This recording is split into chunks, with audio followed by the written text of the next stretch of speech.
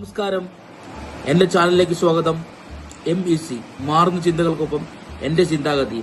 കഴിഞ്ഞ ദിവസം ഞാനൊരു സിനിമ കണ്ടു. കഴിഞ്ഞ ആഴ്ച written and directed by God.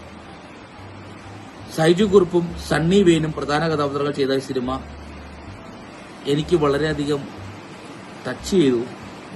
അതിന്റെ ആ സിനിമയുടെ സ്ക്രിപ്റ്റ്, ആ സിനിമയുടെ എഴുത്ത്, അതൊരു ഫിക്ഷൻ സിനിമയാണ്.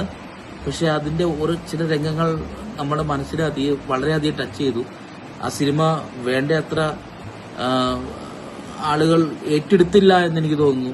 നല്ലൊരു സിനിമയാണ്. നല്ല നല്ല സിനിമകൾ ജനങ്ങൾ ഏറ്റെടുത്ത് മുമ്പോട്ട് കൊണ്ടുപോകണം. എനിക്ക് വളരെയധികം ഇഷ്ടപ്പെട്ട സിനിമയാണ്.